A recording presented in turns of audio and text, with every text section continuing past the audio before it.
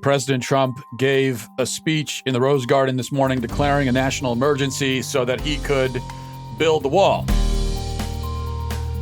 When you have a chance to get up in front of America and make the case for it, wouldn't you want to make sure that you've got a very coherent, cogent speech that you're going to give? Isn't that what you would do? But instead, I don't know if you watched the Rose Garden speech, but it was not good. I wanted to say disaster, but I've been using that word way too much. It was not good. He rambled for 20 minutes and barely offered one coherent sentence in the whole thing. Going back, if he was talking about China and talking about North Korea, jumping back and forth to various different topics, doing the kind of thing he does at his political rallies, which I guess if you're into that kind of thing and you like the whole shtick at the rallies, I'm personally not a big fan of it. But when you're giving a speech at the Rose Garden to explain a national emergency that you just signed, this is not the time to just get up with no preparation and no prepared remarks and just ramble. Not the time for it. It was just bad.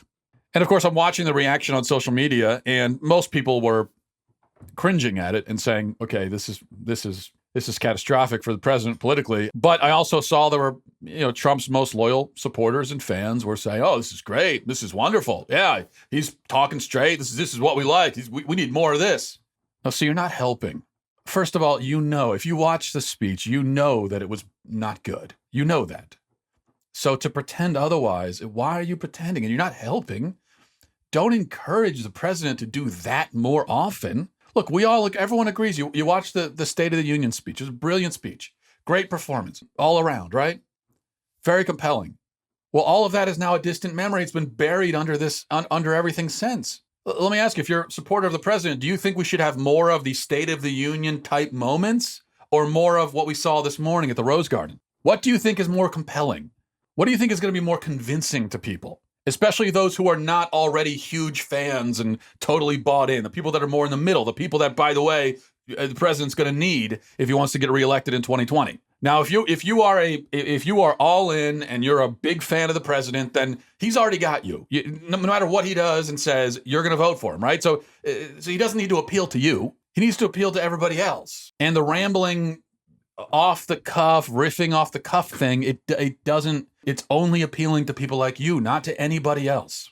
So as far as the national emergency itself, you're going to hear, of course, extremes on both sides. Again, Trump's most loyal supporters and fans are calling it a move of brilliance, a win, so on and so forth. It is not that. This is not a win. It's a way out. It's a way around. It's the thing you do when you don't win. A win would have been build the wall. A win would have been a bill that allows them to actually build the wall. That's a win.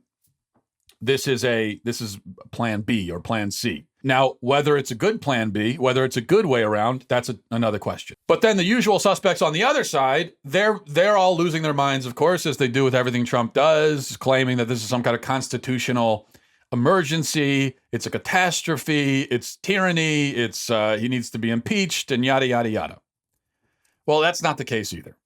Presidents have been declaring national emergencies for frivolous reasons for a long time. So even if you think this is a frivolous reason, well, he's not the first one to do that. Obama was certainly a culprit. Obama also rewrote our immigration laws by executive fiat. So this is not new. If we can point out that other presidents have done it, that doesn't necessarily mean make it good. But that does mean that you can't really panic over it or treat it as unprecedented, especially if you weren't panicking when other presidents did it. So it's not a constitutional catastrophe. It's also not a big win. I think it falls somewhere in the middle.